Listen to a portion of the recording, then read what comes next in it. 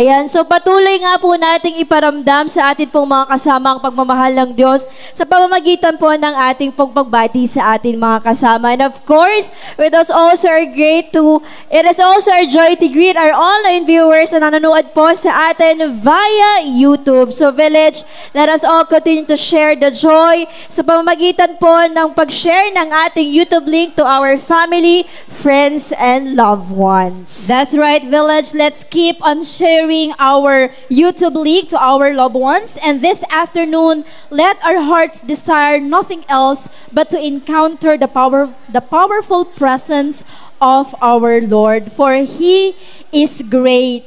At sabi nga po sa atin pong kakantahin, He breaks the power of sin and darkness. His love is mighty and so much stronger.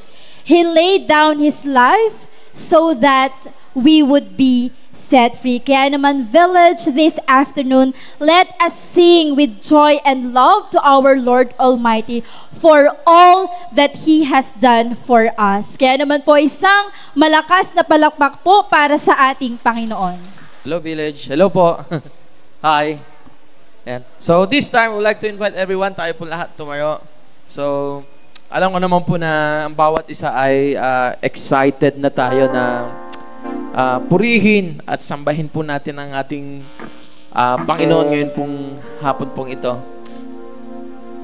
Sabi nga po dito sa mga kakantahin po natin, alam nyo, grabe ang pag-ibig at pagmamahal po ng Panginoon. Sobra. No? Na alalahanin po natin ngayon pong hapong ito na bakit pa kung mahihiyang awitan, palakpakan ng Panginoon. Gayong sabi nga po dito sa kakantahin natin na amazing ho yung habag, yung grace ng Panginoon po sa atin. Kaya ngayong hapon, habang kinaawit po natin, kinakanta po natin ang mga kanta pong ito, alalahanin po natin kung gaano kadakila, gaano po kalalim ang habag at biyaya ng Panginoon. Palakpakan po natin ang Panginoon ngayon.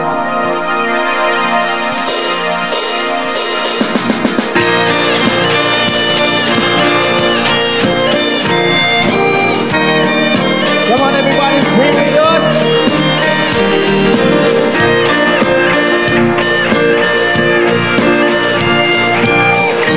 Come on, Village. Who breaks the power of sin and darkness? Whose love is mighty and so much stronger. The King of glory, the King of all kings.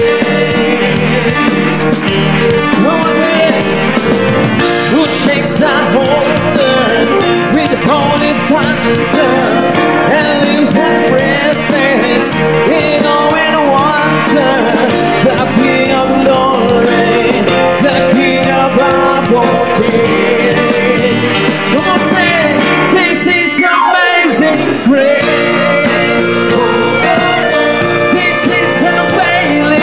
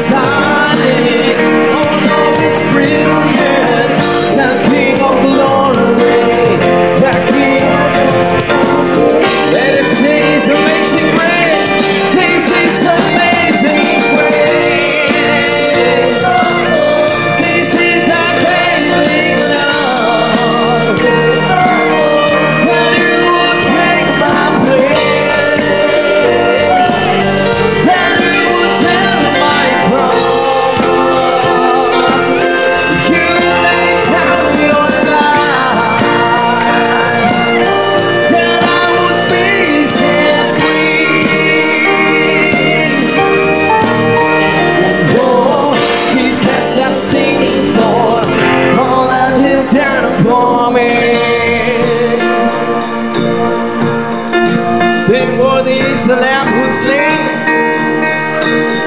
You're worthy, Jesus.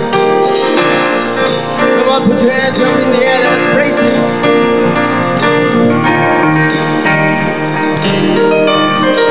Everybody sing. Worthy is the Lamb who's slain. Worthy is the King who conquered the grave. Worthy is the Lamb who's slain. Worthy is the King who conquered the grave. Worthy is the Lamb who's slain. Worthy is the King who conquered the grave. Worthy is the Lamb who's slain. Worthy, worthy. This is amazing grace. This is unfailing love. That you would take my place. That you would bear my cross. And you lay down your life. That I would be set free. Oh, Jesus, I sing for all that you've done for me.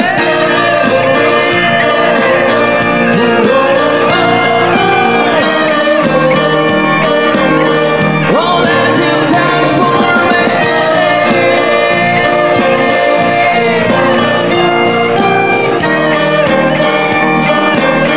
All that you've done for me.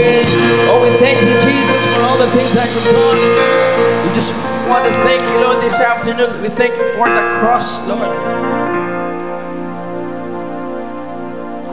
Thank you, Lord, for everything.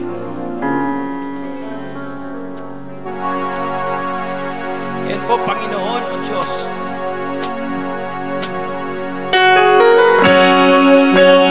Nakilala ka namin, Panginoon.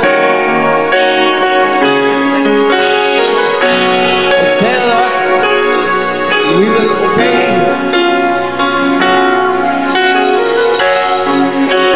Let us sing this song.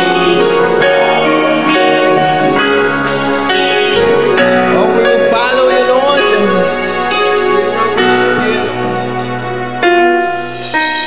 I give my all to you. Send me and I will go through to the ends of the earth.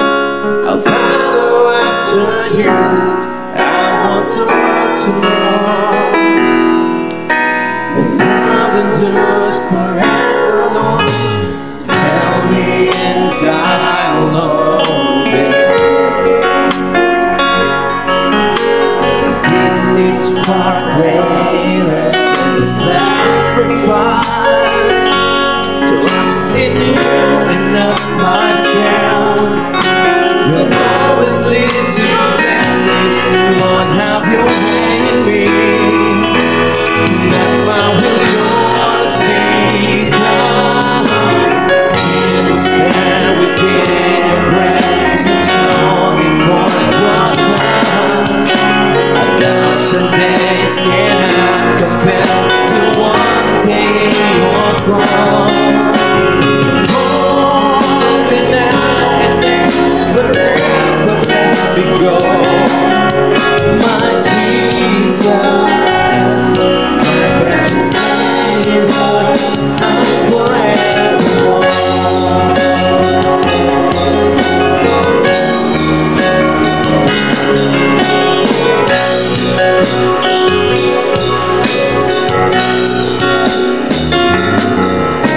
Sounding time open. This is one way that the sacrifice. Trust in you and not myself. Will always lead to blessing. Lord, have your way in me. Not my will, yours be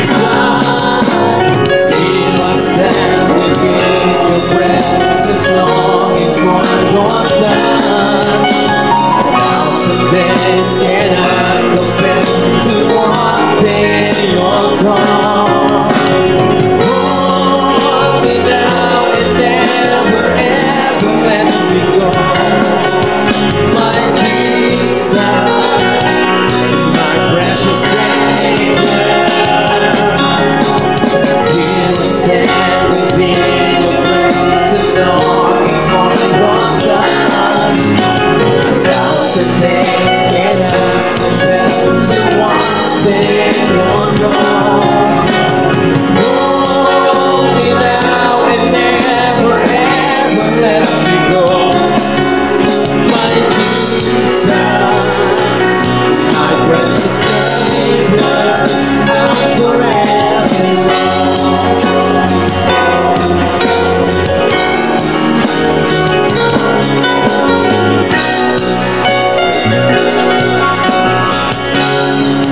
Let us worship Him, and I will worship Him forever.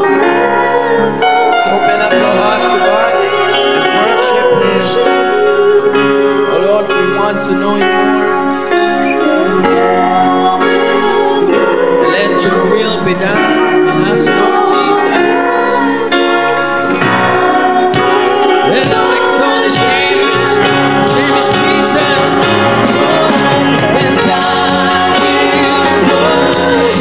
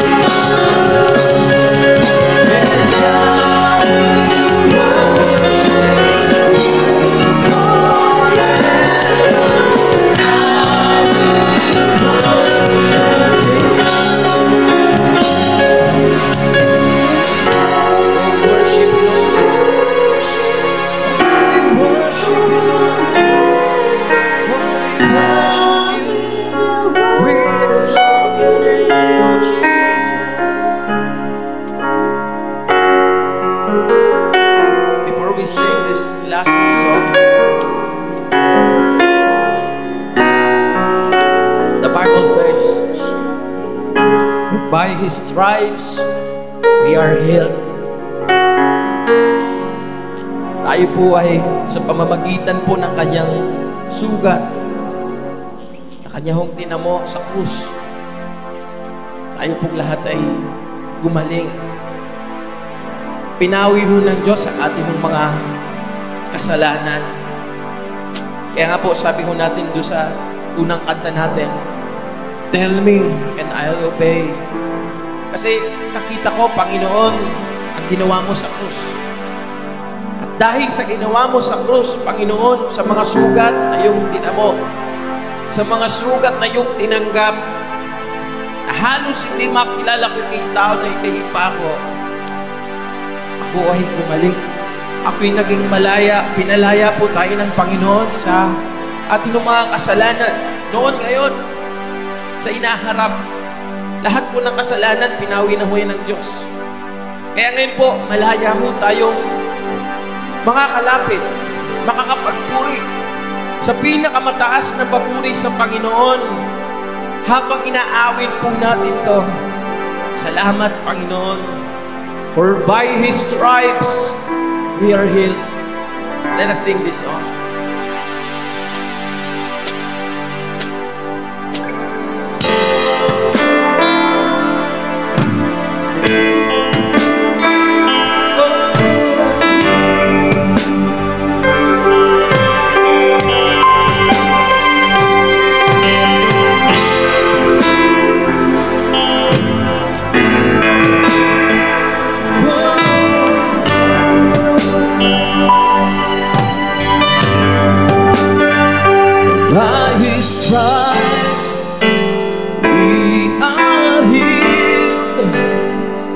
By His nail pierced hands we're free.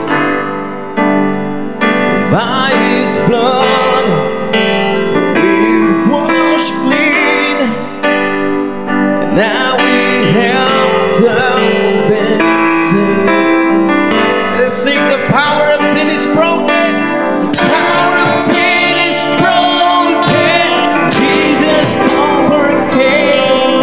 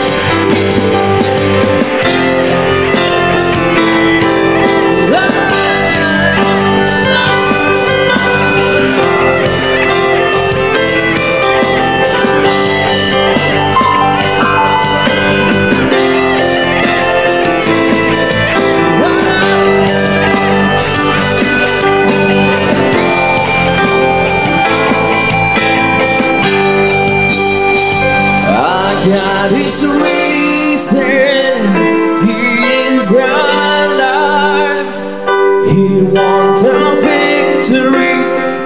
He reigns on. Let us sing. Our God is risen. He's alive. Oh, He won the victory. He won the victory. We are victorious because of Him. Oh, let us sing. Our God is risen. He is alive.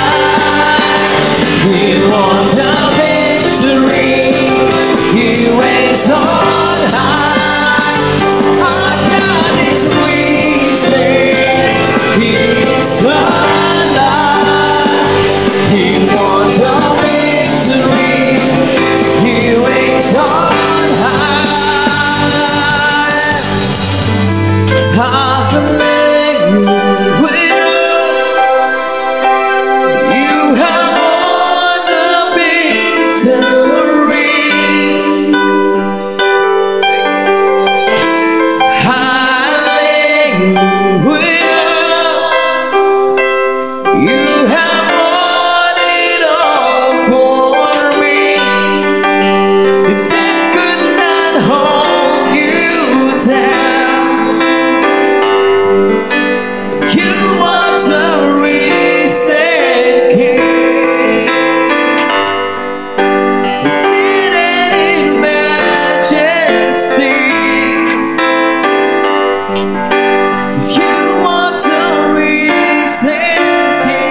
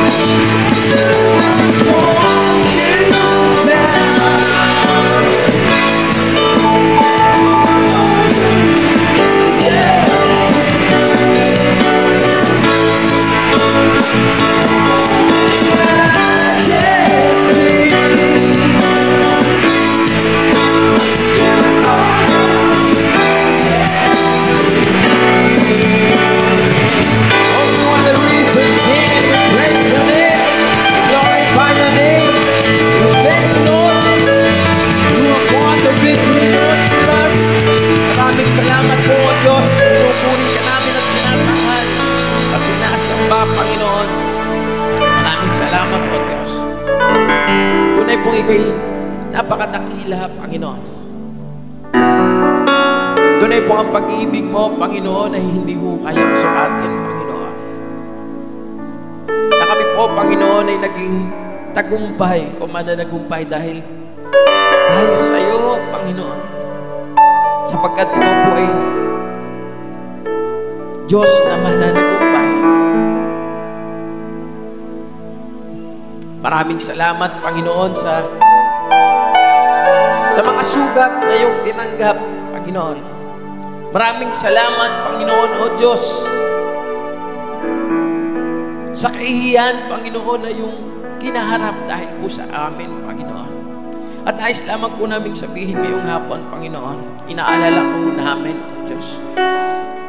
Inaalala po namin, Panginoon, ang yung kadakilaan sa krus ng Kalbaryo na kung saan binago ho nito ang amin hong buhay. Na kung saan, Panginoon, binago ho nito, Panginoon, O Diyos, ang aming buhay. At kami nagkaroon ng kalayaan na lumapit po sa iyo sapagkat binawi mo ang aming mga kasalanan. At dahil doon, tagumpay ka, Panginoon. Salamat, pinupuri ka po namin, tinatanghal, dinadakila at pinasasalamatan sa pangalan mo lamang, Panginoong Jesus, ang Biblia. Amen at amen.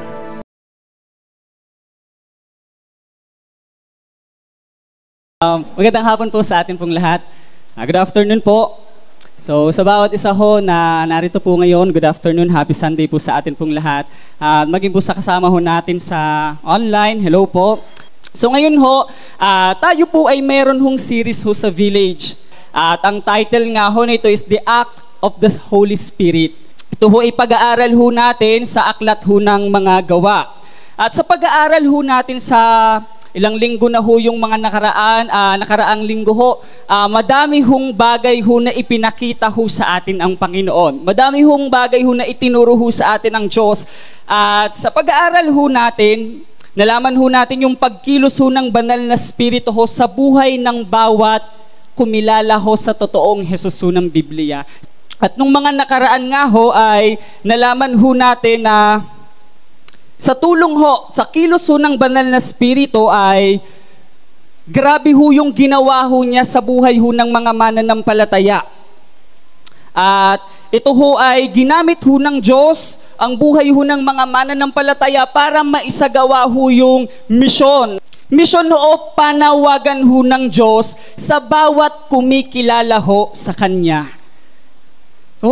Gusto ko na maunawaan ho ng bawat isa ho sa atin bilang tayo ho na kumikilala ho sa totoong Jesus ho ng Biblia, meron ho tayong misyon o meron ho tayong tawag, panawagan ho na ibinigay ho sa atin ang Panginoon. Kung babalikan ho natin, may mga tao ho na nagsalita ho sa iba't iba hong wika.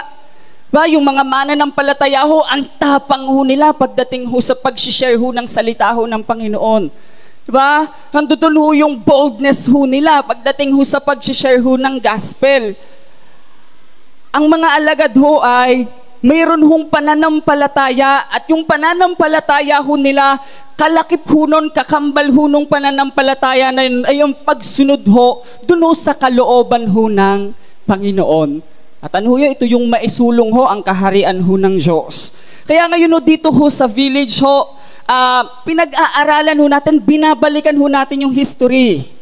Binabalikan ho natin yun para ho makita at maalala ho natin na ganito ho yung identity ho natin as a Christian. Bilang tagasunod ho ng Panginoon, meron ho tayong identity. Sabihin nyo nga ho, identity.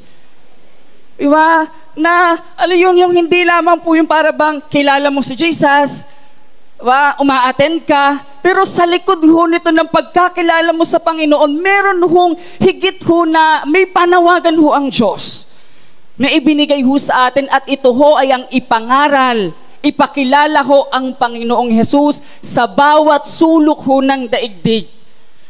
At ito nga ho, sa The Avenue ho, ang atin hong pangarapin ay lahat ho ng barangay dito ho sa bayan ng San Juan. Magkaroon ho ng gawain. Ito ho yung pangarapin ho na inilagay ho sa atin ng Diyos nung una ho, nung tayo ho ay tawagin niya. Kaya nga ho, hindi ho aksidente na tayo ho ay nasa bayan ho ng San Juan. Kasi ito ho ang tawag ho natin sa Diyos. Naunawaan ho natin, kaya ho, babalikan ho yung history. Yung buhay ho ng mga mananampalataya to find the lessons from the past. Magkaroon ho ng aral, balikan ho natin yung mga aral ho na maaari ho nating matutunan to empower the future generations. Panginoon, sana ho dumating ho yung inaaral ko ho ito, kita ko ho yung buhay ho ng mga mananampalataya Grabe ho yung tapang, yung joy ho sa loob na ipangaral ho ang salita ng Diyos. Grabe ho yung saya ho ng kanilang buhay sa piling ho ng Panginoon, yung misyon na ginagawa ho nila. Grabe ho yung joy doon ho sa loob. Kaya sabi ko, Lord, sana ho, nagkaroon ako ng panalangin, Panginoon, yung future generation ho namin. Lord, ano na nga ho ba yung kalalagayan ho ng amin hong puso ngayon? Yung tanong ho na, Panginoon, yung mga kabataan ho namin, Lord, naglalakbay pa ho ba? Yung bang sa loob ho na, pagdating ho na, alam niyo ho yun, naglilingkod ka sa Panginoon, ginagawa mo ho yung mga bagay ho na gusto ho natin gawin, nagtatrabaho ho tayo, pero sa loob ho, meron ho bang nangyayari ho na pagbabago? Meron ho ba na sa puso ho, meron hong lalim ho na dun sa misyon na ibinigay ho sa atin ho ng Diyos. Kaya ho, nung nagkukwento ho sila, sabi ko, Lord, sana ho, yung future generation ho namin, Lord, ma-empower din ho ng Holy Spirit para ho sa ganun talagang magkaisa ho yung puso at damdamin ho. Para dun sa iisa hong layunin ang maisulong ho ang kaharian ng Panginoon. Maparangalan ho ang Panginoong Jesus at magawa ang kanya hong kalooban dito ho sa lupa. Kaya ito ho, ang ganda ho nung serye ho na atin hong inaaral. Sana ho, nakakasunod ho kayo at sa bawat pakikinig ho natin, sa bawat turo ho na atin hong napapakinggan, meron nung tanim ho sa loob. Meron nung nangyayari ho na paglalakbay. Kasi kung wala ho, diba? Kawawa naman ho tayo para ho tayong palaboy. No, wala ho nangyayaring transformation ho dun sa puso, sa kalooban ho natin para ho tayong palaboy. Hindi ho ako nagsabing yan. Sabi ho yan ni Mark Nepo. Diba? Sabi niyo, to journey without being changed is to be a nomad. Kawawa ho kapag wala hong, diba? Tatrabaho ka, papasok ka, then after ho noon, gano'n na naman ho ang gagawin. Pero sa loob ho, wala, pagod, stress, takot, pangamba. Diba? Kaya ho, ito ang ganda ho ng serye ho, para ho, binabalikan ho natin yung history ho, buhay ho ng mga mananampalataya nung una to empower the generation, future generations, at magkaroon ho ng greater effect sa future village. Hindi lamang ho malaman mo, ay ganyan pala ang buhay ng mga mananampalataya noon. Tapos, ano hong gagawin ho natin? Dapat ho meron hong gagawin ho. Gaya ho na sabi ko ho sa inyo kanina, hindi lang ho ito yung idea ho na meron hong Diyos. Ligtas ka na. Nakakilala na ako sa Panginoon, okay na ako every Sunday, umuupo dyan. After ko, uwi na ako, gawin ko na yung gawain ko sa bahay. Yung aking homework, ganito, trabaho, okay na ako doon. Diba? Kung dito, kaya ho natin ito niaral para ho, tayo po, ito ho ay inaanyayahan ho ang bawat isa ho sa atin. Kaya ito hindi ho aksidente ng bawat isa ho ay naririto.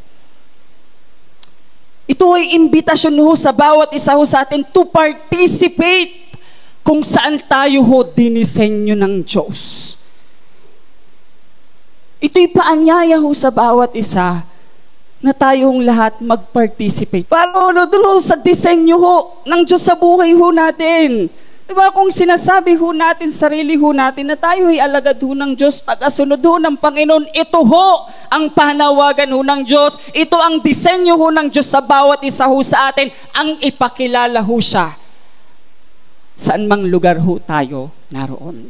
We're invited to become active, unashamed, unstoppable, pagdating ho sa panawagan ho na binigay ho sa atin ng Diyos. Diba, lakbayin ho natin yun, unashamed. Yung mga kanta ho na gagawin, tema ho doon, unashamed. Yung mga storya ho, short film ho na gagawin, ang tema, unashamed. Ito yung lakbayin ho natin. Ang tanong, ikaw ba ay kasama? Ikaw ba ay kabilang? Yun ho ang tanong eh. Tanungin ho natin ang ating mga sarili, kumusta ba? Ano ba yung bahagi ko sa kaharian ng Diyos? Na minsan ho, madalas ho sa atin ng mga mananampalataya, yung panawagan ho na yun, hindi ko alam, iniiwasan ba? Yung panawagan ho na hindi ho buhay sa puso ho ng bawat isa. Kaya alam niyo ho, nung tinuro ho, yung sabi ho ni Coach, di ba?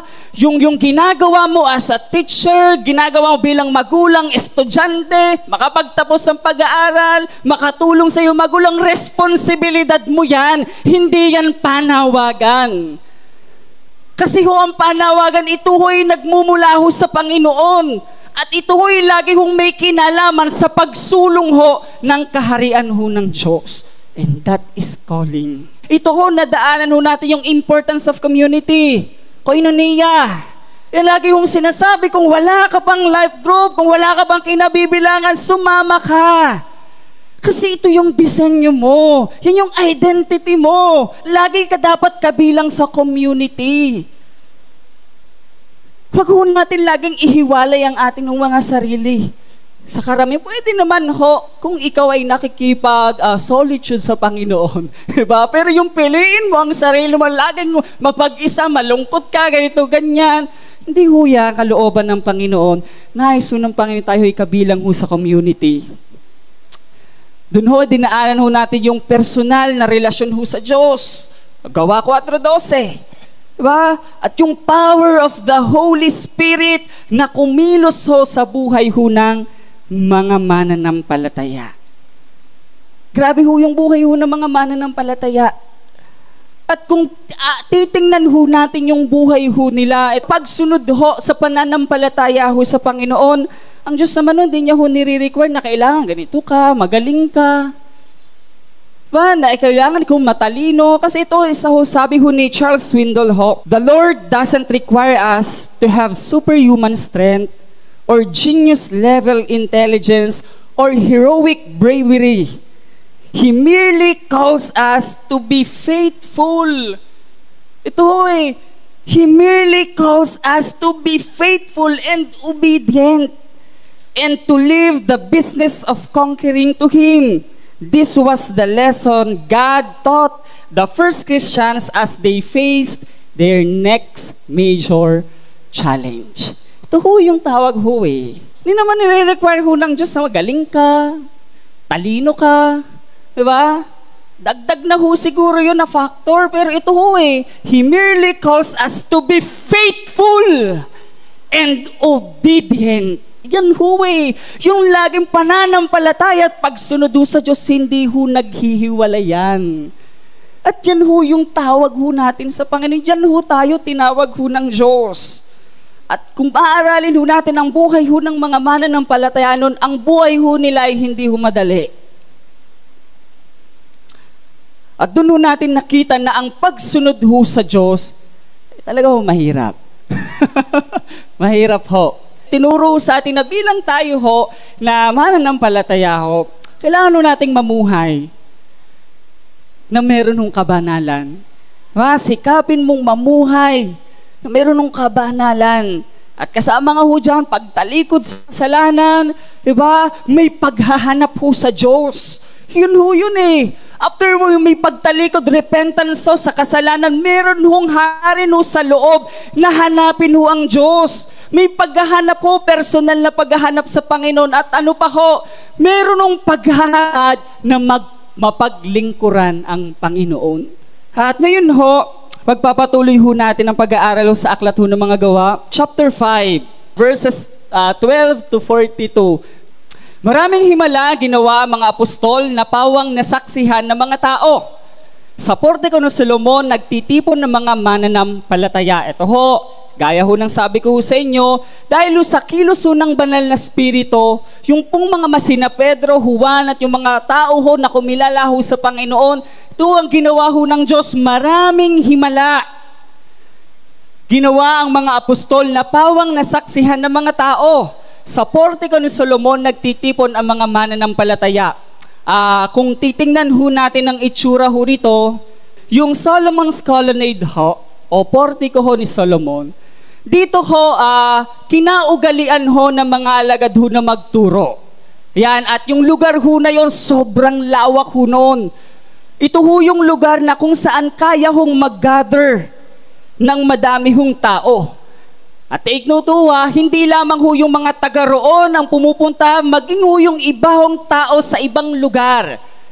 Dumadayo ho doon kasi sila ho ay nag-o-offer ho sa kanila hong pagsamba ho. At ngayon doon ho sa pagpunta ho nila doon, dahil sa pangangaral ho ng mga apostol ni na Pedro, Juan. Ito ho next verse ho natin. Samantala, parami ng parami ang mga lalaki at babaeng sumasampalataya sa Panginoon. Ito sa sulat ho ni Lucas. Ito ay pinapakita niya ho yung grabe ho yung kilos ho ng banal na spirito. Na sobrang dami ho nung nakakilala, mapababae, lalaki.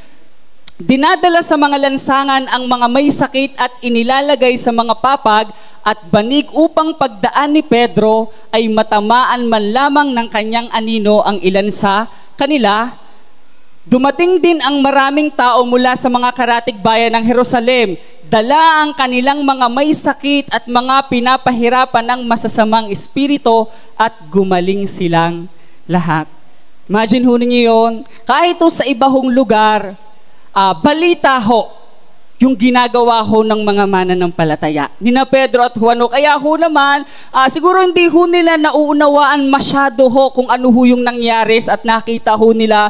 Pero ito ho siguro dahil sa mga sabi-sabi, mga Jesus, may nagpapagaling daw doon, kayo pumunta. May mga ganyan ho. Kaya yung pong mga dumating din ho yung marami hong tao mula sa mga karatig bayan ng Jerusalem, dala ang kanilang may sakit at mga pinahirapan ng masamang espiritu. At ano nangyari?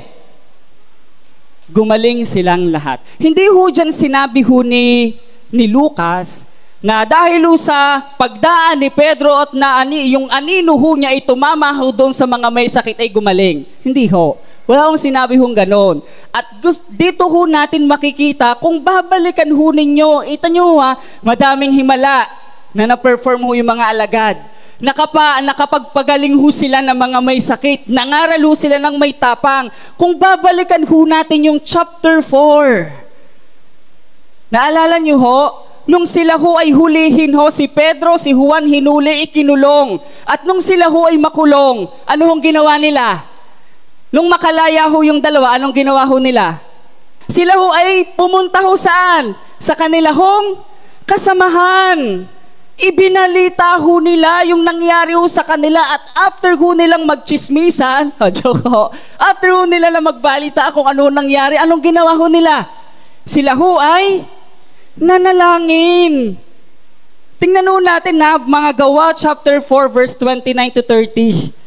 Sabi ho doon, at ngayon Panginoon, tingnan ninyo, pinagbabantaan nila kami. Tulungan ninyo ang inyong mga alipin na maipangaral ng buong tapang ang inyong salita.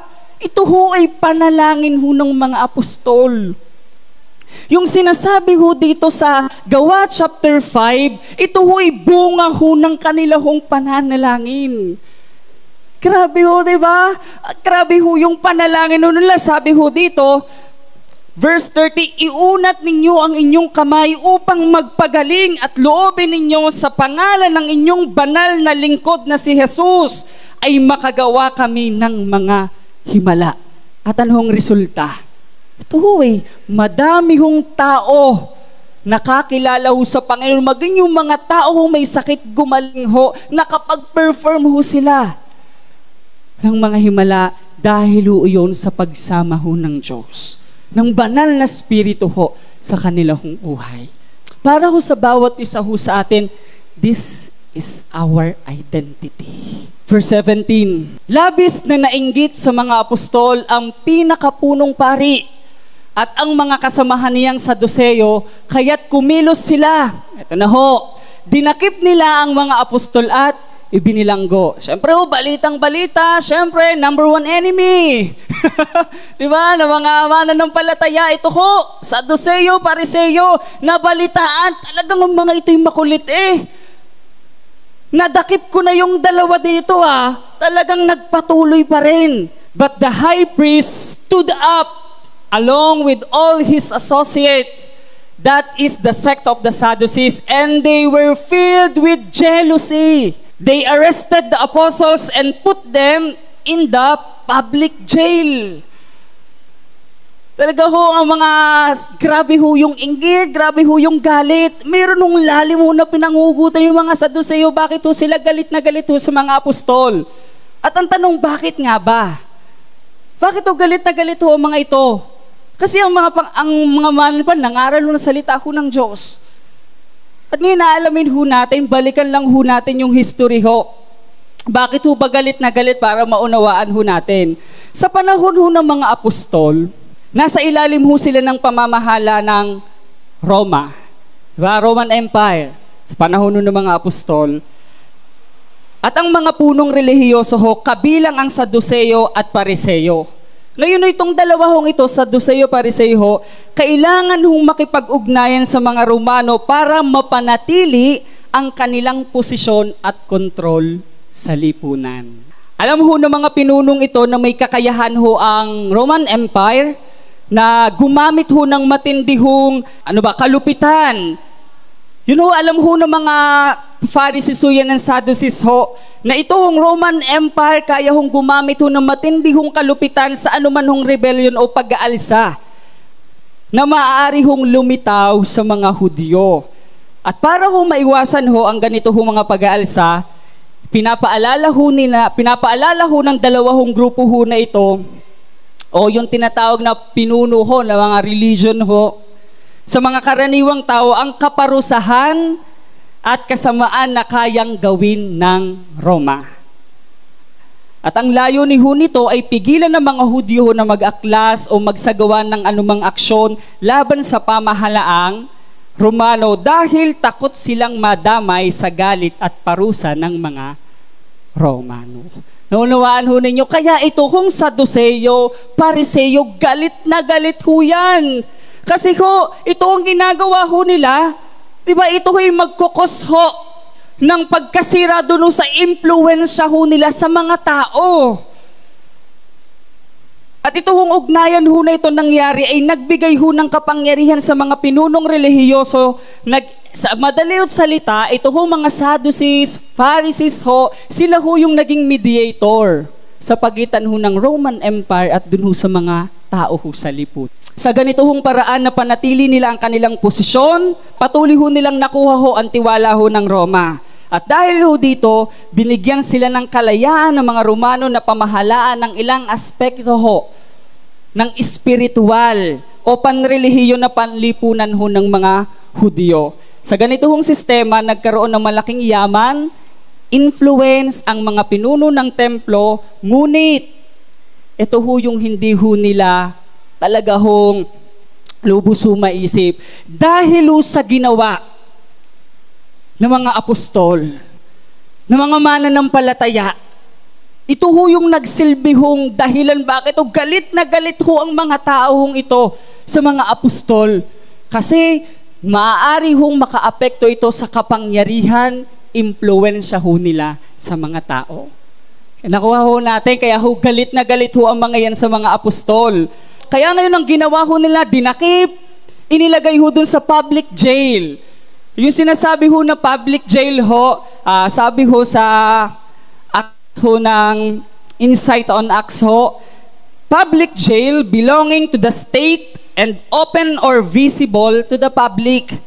All jails belong to the state. Therefore, this must have been a jail where prisoners were put on display as a warning to others. Ibig sabihin, yung kulungan na yung kita ko, paang publiko hong kulungan, na kung saan warning ho sa mga tao hong makakakita na kapag ginaya nyo mga taong nasa loob na to, mapapagaya kayo sa kanila. Warning ho yun sa mga tao. Talagang galit na ho yung mga Pariseo, Sadduceo. Kinagabihay, binuksan ng isang anghel ng Panginoon ng bilangguan at inilabas ang mga apostol. Sinabi nito sa kanila, pumunta kayo sa templo at ipahayag sa mga tao ang lahat ng bagay tungkol sa bagong pamumuhay na ito. Alam niyo ho, kung titingnan ho natin ang buhay ho ng mga mananampalataya, grabe ho yung persecution. Grabe ho yung pinagdaanan ho nila na buhay, na hirap. Magawa lamang ho yung panawagan ho ng Diyos sa kanilahong buhay. Diba, dinakip ho eh. Imagine ho, nung una ho ang dinakip lamang ho ay si Pedro, si Juan. Ngayon ho, sa pangalawa, dahil galit na galit ho yung mga pinuno hong pari, lahat ho ng apostol ho, dinakip ho nila. Kasi gusto ho nila, matigil na ho yung ginagawa ho ng mga apostol. Yan ho yung persecution. Yan ho yung hirap na pinagdaanan ho ng mga mananampalataya dahil ho sa pagsunod ho sa Panginoon.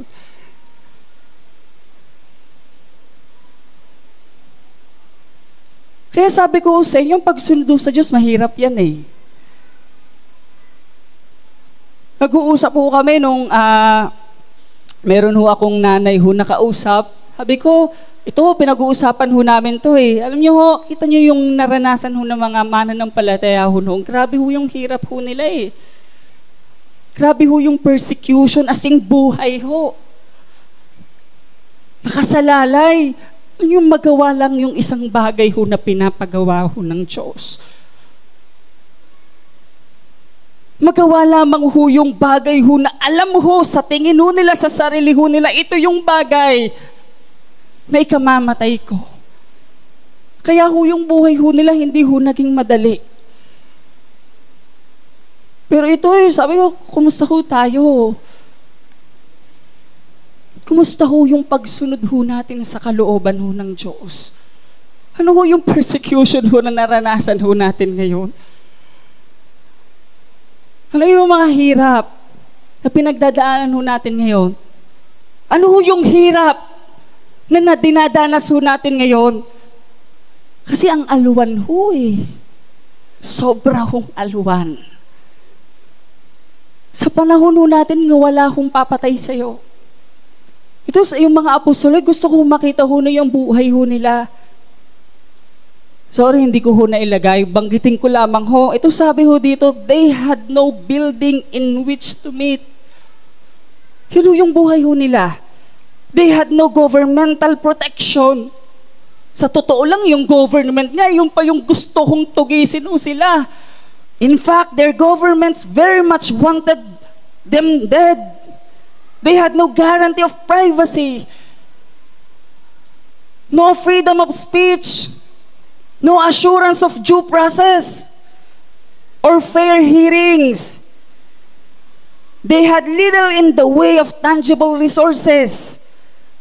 No political power. Yan ho, ang estado ho ng buhay ho ng mga mananampalataya noon. No impressive education. Not even a complete Bible. None of the New Testament had been written yet. They had so much more working against them. Ang dami hong taong umahadlang ho sa kanila. Sabi ho, they had so much more working against them than we do today. Yet, they literally changed the world. Yun ho yun Wala ho silang ganito hong kaganda hong lugar. Wala ho silang ganito hong kaganda para nagsasama-sama ho. Nagmimit ho. Pero kita nyo ho, grabe ho yung ginawa ho nila sa mundo. Binago ho nila. Kaya ang tanong ho, ano ho yung ginagawa ho natin?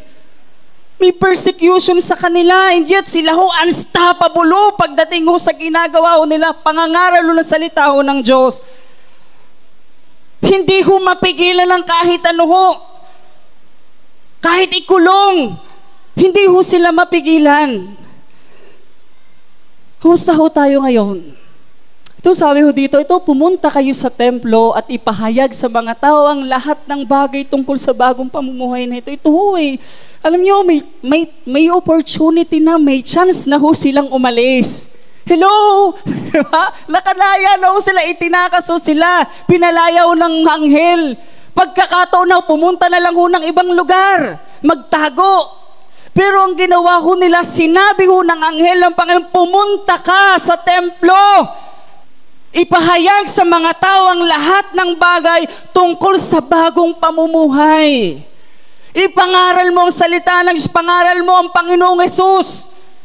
Muling nabuhay. At ano ang ginawa ho nila? Kaya nung mag-uumaga na, pumasok sa templo mga apostol at nagturo sa mga tao. Grabe ho. Kaya itong title na Unstoppable Force. Yung parang puwersa ho sa loob na hindi ho mapigilan. Kasi alam ho nila yung tawag ho nila Alam ho nila yung dahilan bakit ho sila nabubuhay. Kaya nang mag-uumaga na, pumasok sa templo ang mga apostol at nagturo sa mga tao. Alam niyo ho, kita niyo yun, nakulong ho sila. Una ho, 2 lang ho. Ngayon, 12 ho, kinulong na ho silang lahat. Diba? At bakit ho sila nakulong? Dahil ho sa pagsunod ho nila sa Panginoong Jesus. Dahil ho sa bagay ho na ipinagawa ho sa kanila ng Diyos. Kaya isang bagay ho na makikita ho natin dito, alam mo, ang pagsunod ho ay mahirap ho sa Panginoon. Mahirap ho. Di ho madali. Pagsunod ho sa Diyos. Pero dito ho natin makikita, kung meron hong bagay, pakinggan ho natin mabuti. Kung may bagay ho na ipinagawa ho sa atin ng Panginoon, tandaan ho natin, hindi niya ho tayo pababayaan. Yung particular race na binigay sa atin ng Panginoon, dahil yan ang Diyos ang nagbigay sa iyo, itatawid ka ng Panginoon. Kaya church, village, ito, kumusta ho tayo? Ito ho yung buhay ho ng mga mananampalataya noon. Grabe ho yung persecution, grabe ho yung hirap na dinanas ho nila. Nabilanggo nga ho nagtipon naman ang pinakapunong pare at ang kanyang mga kasamahan at tumawag ng pangkalahatang pulong ng kataas-taasang kapulungan ng mga Hudyo at ng pamunuan ng Israel. Ipinakuha nila sa bilangguan ng mga apostol. Imagine nyo ho, laho silang kaalam-alam na yung ibinilanggo ho nila, wala na. Nakatakas na ho. Alam nyo, para bang invite pa ho sila ng mga taaso na opisyal. Diba? Halito kayo, punta kayo dito, maghihiring tayo, may lilitisin tayo. Pero anong nangyari? Tingnan ho natin. Ngunit ang mga ito ay wala na nang dumating doon ang mga kawal, kaya't nagbalik sila sa kapulungan at nagulat. Nakita po namin na nakasusing mabuti ang pintuan ng bilangguan at nakatayo roon ng mga bantay. Ngunit nang buksan namin, wala kaming nakitang tao sa loob. Ini-imagine ko ho, yung grupo ho ng mga Sanhedrin, Sadduceo ho, mga Pariseo, mga matataas ho na opisyal, nag-ipon-ipon ho. Para ho lilitisin ho yung mga apostol. Pero alam niyo ho, may nagbalita ho sa kanila, tika lang ho, wala na ho doon yung mga tao. Di ba, nga na lamang ho sila doon. Di ba, kaya ho, ang sunod ho nangyari, nang marinig ito, na bahala ang mga punong pare at ang mga kapitan ng mga bantay sa templo, hindi nila maubos maisip kung ano ang nangyari sa mga apostol. Ito na naman, nagtaka na naman ho, wondering, ganyan-ganyan. Paano nabahala na naman ho itong mga Sadduceo at Pariseo? Siya namang pagdating ng isang taong ganito ang sabi. Alam yung para bang hindi pa ho sila nakaka-get over doon sa balita na nakatakas. Diba? Siyempre, galit na galit ho mga yan. Nakatakas ho yung pinakulong ho nila. At ito na naman ho isang balita. Tingnan po ninyo, ang mga lalaking pinakulong ninyo ay naroon sa templo at nagtuturo sa mga tao. Imagine nyo ho yun talaga. Grabe ho, kung titingnan mo, grabe ho yung galit ho ng mga ito sa mga apostol. Kaya't pumunta sa templo ang kapitan kasama ang kanyang mga taon. Kinuha nila ang mga apostol, ngunit hindi sila gumamit ng dahas sa pangambang baka pagbabatuhin sila ng mga tao. Ginawa ho, hinuli na naman. Kita niyo yung buhay ho ng mga mananampalataya. Huli ho, dakip, kulong. Hindi ba't mahigpit namin kayong pinagbawalang mangaral sa pangalan ng taong yan? Kita niyo ho yung mga religious group ho na gano'n, religious leader ho. Di man lamang ho nila mabanggit ho ang pangalan ho ng Panginoong Jesus. Sa pangalan ng taong yan, sinabi niya, ngunit tingnan ninyo, ang inyong ginawa, laganap na sa Jerusalem, ang inyong itinuturo at nais pa ninyo kaming papanagutin sa pagkamatay ng taong yan. Karon ho ulit, confrontation ho sa pagitan ho ng apostol at mga pinuno ho. Yung mga Sanhedrin ng Pariseo ho at Sadduceo. Next ho, sumagot si Pedro. Tignan ho natin yung tapang, yung boldness ho nitong si Pedro. Sumagot si Pedro at ang ibang mga apostol, sa Diyos kami dapat sumunod at hindi sa tao. Ang iniisip ko, grabe ho yung tapang. Nasa gitna ka ho ng mga religious leader ho. Yung matataas ho na katungkulan, opisyalis, pero ito yung sagot mo. Hindi ho siya nahiya, hindi niya ho pinigilan ang sarili niya ho na sabihin kung ano ho yung katotohanan. At sabi niyo, sa Diyos kami dapat sumunod at hindi sa tao. Ang Diyos ng ating mga ninuno ang muling bumuhay kay Jesus na pinatay ninyo nang siya'y inyong ipinako sa krus. Ito yung pagsagot ni Pedro para hong panunumbat. Ito yung pinapangaral namin, yung Diyos sa aming mga ninuno na muling bumuhay kay Jesus sa pinatay ninyo nang siya'y inyong ipinako sa krus. Iniakyat siya ng Diyos sa kanyang kanan bilang tagapanguna, tagapagligtas upang bigyan ng mga Israelita ng pagkakataong magsisi at tumalikod sa kasalanan at nang sa gayon ay magkamit sila ng kapatawaran. Kanino sila dapat sumunod? Sa Diyos at hindi ho sa tao. Ito ho, nagkaroon na naman ho ng pagkakataon ho itong si Pedro ho para ho turuan, ipaalala, ipamukha sa mga religious leader ho na ito, yung taong pinapatay ninyo, ang Panginoong Hesus na pinahagupit ninyo, ipinako sa krus. Siya napunta ho sa kanan ho ng Diyos. Saksi kami sa mga bagay na ito, kami at ang Espiritu Santo na ipinagkaloob ng Diyos sa mga sumusunod sa Kanya.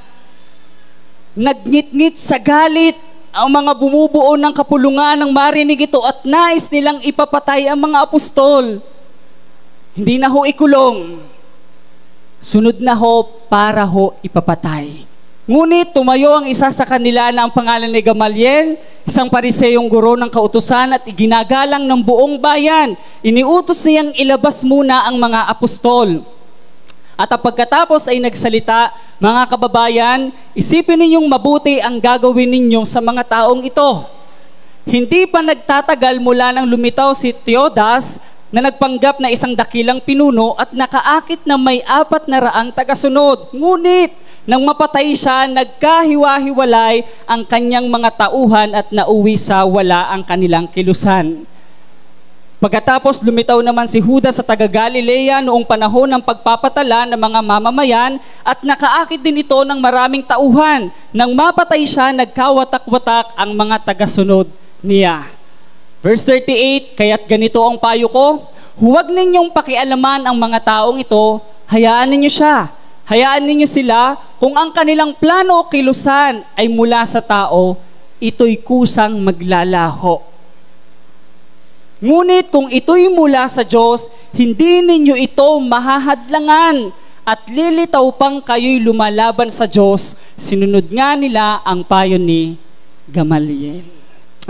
Hindi ko ho alam kung ano hong intensyon ho nitong si Gamaliel, pero base ho dyan siya ho ay pinuno ho ng mga pariso, kabilang din ho sila sa mga taong umuusig ho sa mga apostol. Pero sabi niya ho dito, balikan ho natin, ngunit kung ito'y mula sa Diyos, hindi ninyo ito mahahadlangan at lilitaw pang kayo'y lumalaban sa Diyos. Kaya alam niyo ho, yung mga bagay ho na pinasimulan ho sa atin ho ng Diyos, tsak ho, at tapat niya ho itong tatapusin. Panginoon, kayo ho yung dahilan bakit ho kami narito. Kayo ho ang magtawid ho sa amin. Ano yung panalangin ko ho sa Panginoon eh. Panginoon, hindi ho aksidente. Kung nasaan man ho kami ngayon, sino ho ang kasama ho namin, hindi ho ito aksidente eh. Isang bagay ho na ipinakita ho sa akin ho ng Panginoon at sa bawat isa ho, kapag ang Diyos ho ay mayroong ipinagawa ho sa atin, tandaan ho natin, hindi niya ho tayo pababayaan. At anuman hong bagay na ipinapagawa ho sa atin ho ng Diyos, itatawid niya ho tayo. Pinapasok nilang muli ang mga apostol at matapos ipahagupit at pagbawalang mangaral sa pangalan ni Jesus, ang mga ito'y pinalaya. Nilisan ng mga apostol ang kapulungan at sila'y galak na galak sapagkat minarapat ng Diyos sa sila'y magdanas ng kahihiyan alang-alang sa pangalan ni Jesus. Nag-uumapaw ho sa kanila hong puso kung ano yung nangyari ho sa kanila.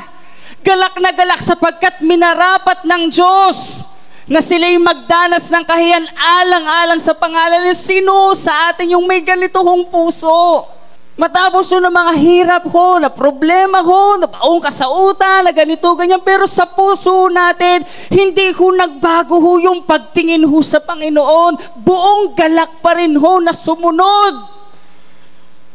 At nagpatuloy ho sa pananampalataya at pagsunod ho sa Diyos. Galak na galak ho sapagkat minarapat ng Diyos. Unawa ho ng mga apostol. Unawa ho nila na yung mga nangyayari ho sa kanila na pangit, masakit, malungkot, unawa ho nila, ito ho'y kasama ho sa plano ho ng Panginoon. At araw-araw sa templo at sa mga bahay-bahay, hindi na sa templo, nagbahay-bahay na ho, walang tigil silang nagturo. They are unstoppable, unashamed, sa pagtuturo at pangangaral ng salita ng Diyos at nangaral ng magandang balita tungkol kay Jesus, ang Kristo. Hindi ho sila napigilan. Ito ang tanong ho sa atin po ngayon hong hapon, kumusta ho tayo? Ano ho yung dahilan? Bakit ka nagpapatuloy sa buhay? Ito, sabi ho ni Erwin McManus ho, sa kanya hong aklat ho na Unstoppable Force. The purpose of the church cannot be to survive or even to thrive, but to serve. Ito ang dahilan. Dahilan ho ng church, hindi lamang ho makapagpatuloy ka, umunlad ka, kundi ito ho, maglingkod. Sabi ba ho niya, the life of the church is the heart of God. The heart of God is to serve a broken world. God's heartbeat is to seek and save that which is lost.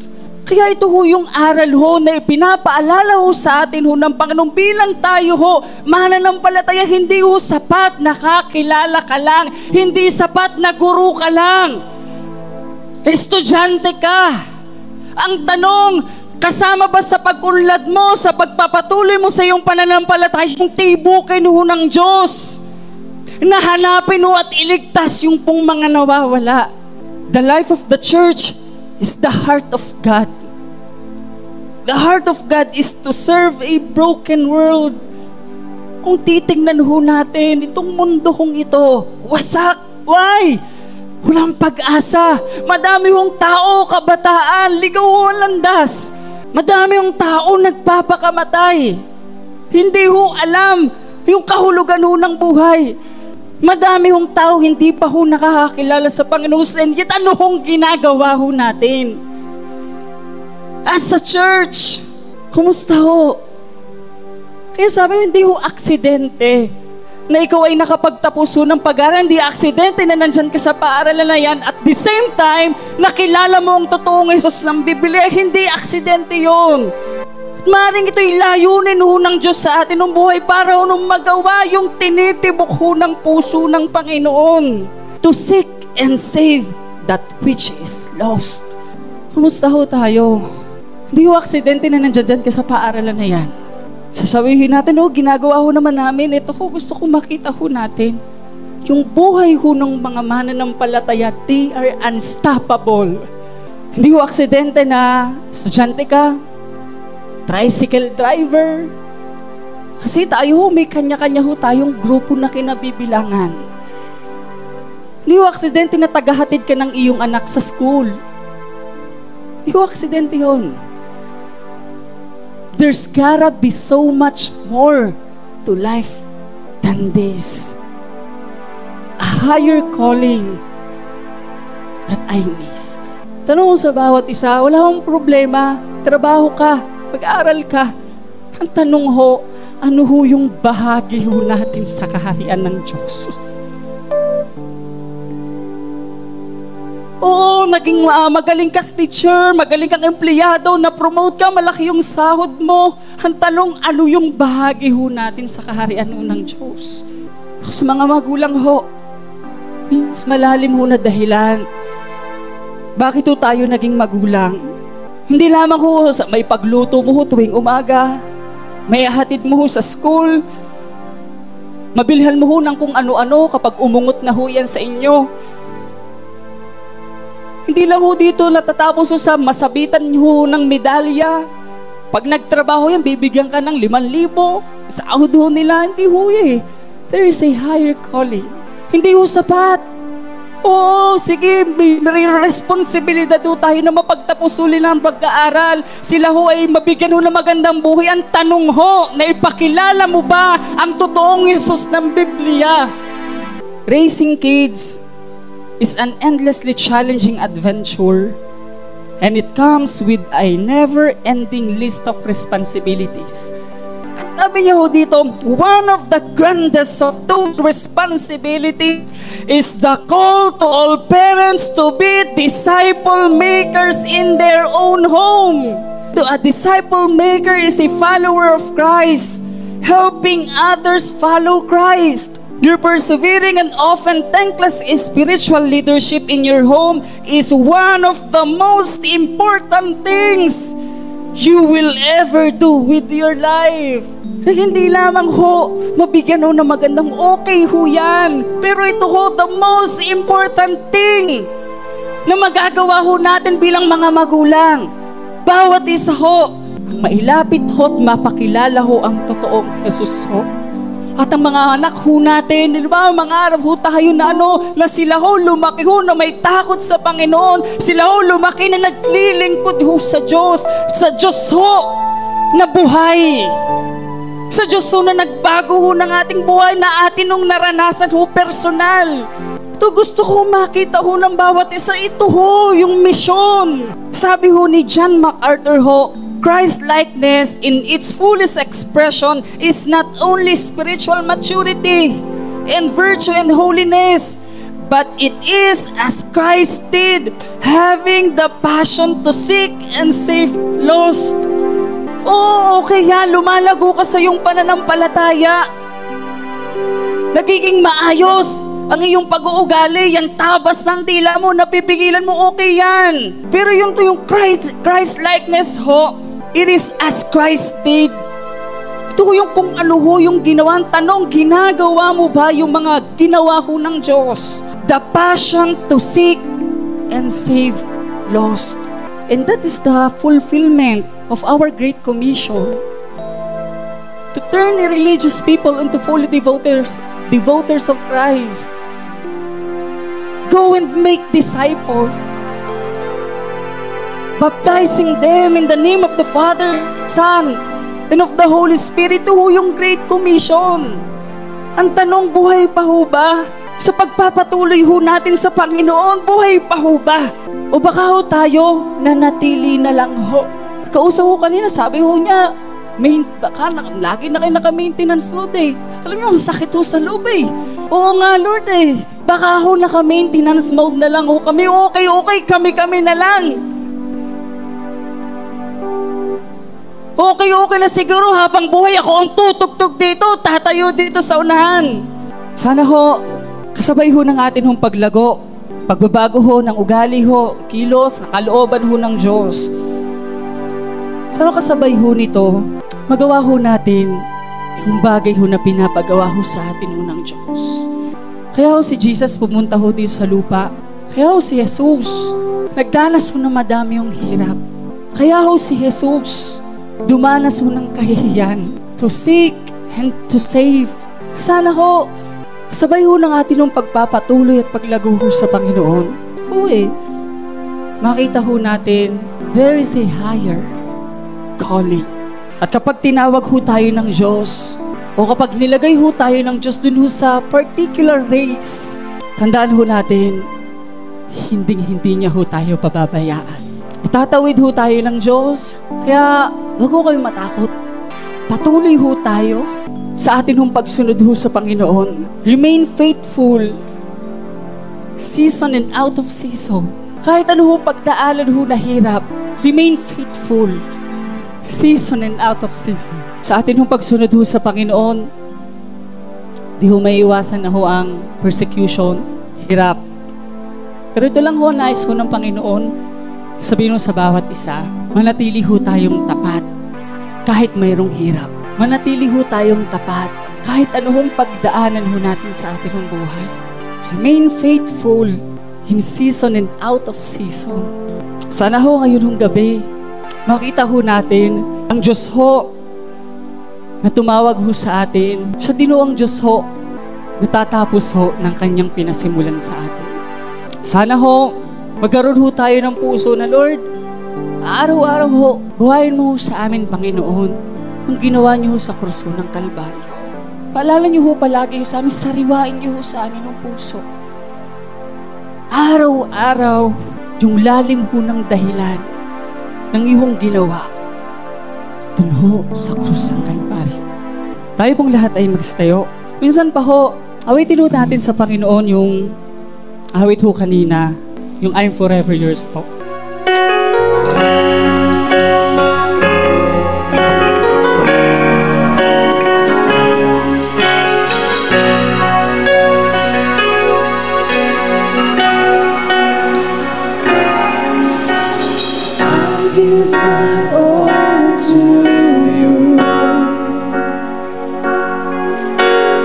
Send me and I will go for you to the ends of the earth.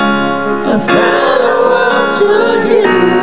I want the world to know your love endures forever. Tell me and I'll obey.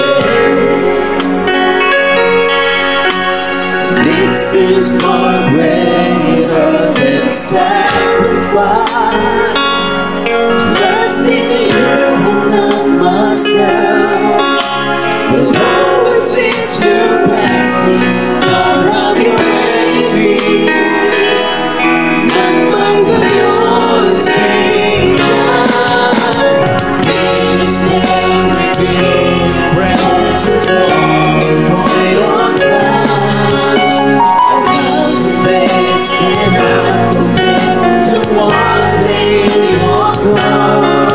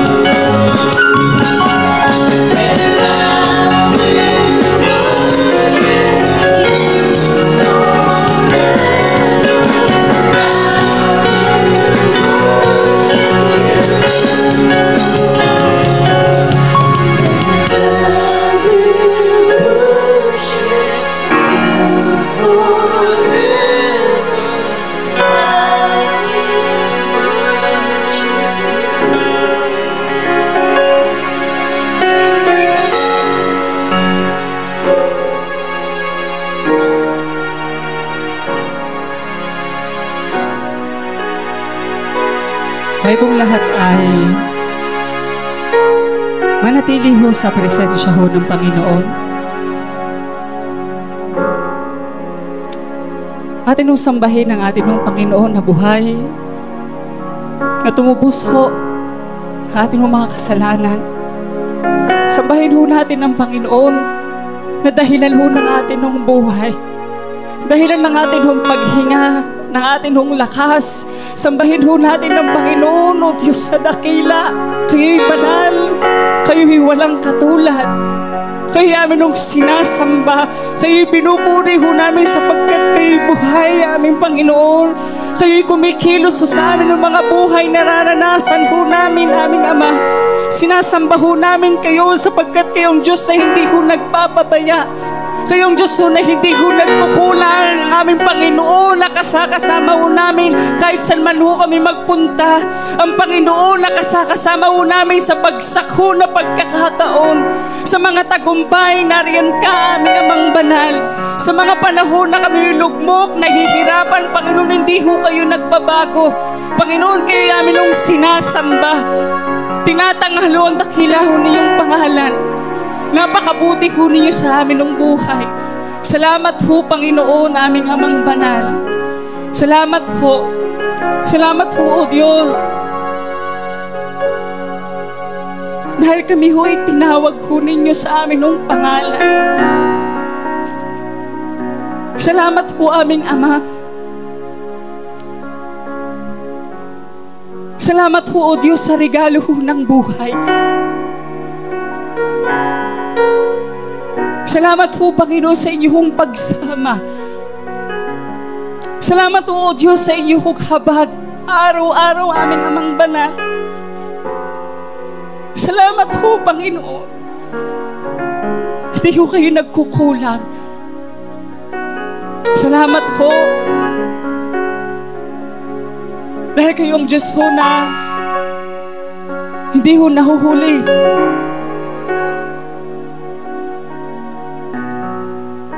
Ang Diyos ho namin ng patnubay sa mga panahon na, Lord, dilim ho yung bumabalot ho sa amin. Lord, kayo ho yung liwanag ho namin, aming Amang banal. Sa panahon ho na may takot, Lord, ikaw yung lakas ho ng loob, ikaw yung pag-asa. Sa panahon na hirap na ho kami, aming Amang banal, Lord, nandyan ka para kami paalalahanan na kayo'y buhay, aming Ama. Na kayo'y hindi ho nagbabago. Salamat ho, Panginoon. Salamat ho. Tinatanghal ho namin ang iyong dakilang pangalan. Sinasamba ho namin kayo, O Diyos. Pinaparangalan ho namin ang dakila ho niyong pangalan, aming Amang banal. Salamat ho, aming Ama. Panginoon, salamat ho sa iyong mga salita. Na minsan pa ho, ito ay nagpapaalala ho sa amin bilang iyong mga anak na kami ho ay tinawag ho ninyo sa panawagan na kung saan katulad ho ng tinitibok ho ng iyong puso. Salamat ho, Panginoon, at binisan pa pinapaalalahanan niyo ho kami at wala ho kaming ibang dalangin, Panginoon,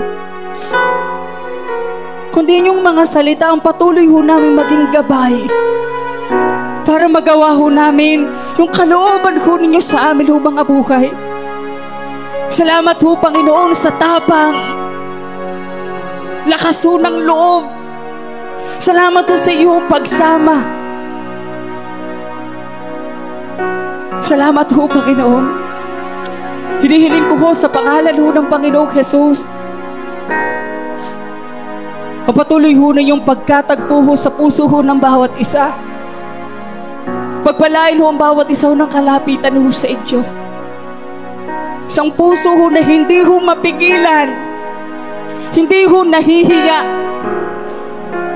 na patuloy hong maparangalan ang iyong dakilang pangalan sa pamamagitan ho ng amin ng mga buhay. Sa pamamagitan ho ng buhay ho na ito na inyong kaloob ho sa amin. Magamit ho itong buhay ho na ito para humabot ho yung iba. Na magkaroon ho kami ng bahagi ho sa buhay ho ng bawat isa.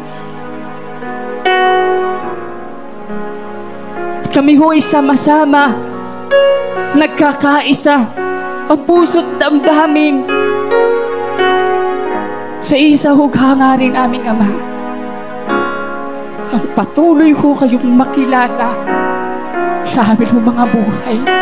Patuloy ho, Panginoon, maisulong ang inyong kaharian. Magawa ang inyong kalooban. Sasamahan mo nga lamang po ang bawat isa. Ganon din ho, Panginoon. Hayaan ho ninyo, O Diyos, sa hapon ho na ito. Tuloy yung samahan ng amin ng Senior Pastor. Panginoon, kayong Diyos ho na lubos ho na nakakakilala ho sa Kanya. Batid ho ninyo ang Kanya hong pinagmulan, maging ang Kanya hong patutunguhan. Alam ho ninyo, Panginoon, ang lahat ho sa Kanya hong buhay. Alam niyo ho, Panginoon, ang hangarin ho niya na patuloy ho kayong mapaglingkuran. Patuloy ho kayo, O Diyos, na maparangalan. Samahan mo nga lamang ho amin ng Senior Pastor, O Lord. Patuloy ho kayong mangusap. Paalam mo ho sa Kanya mga bagay ho na dapat niya hong malaman. Iparinig mo ho sa Kanya mga bagay ho na dapat niya hong mapakinggan. Palagi mo siyang bigyan ng kapayapaan. Peace that surpasses all understanding.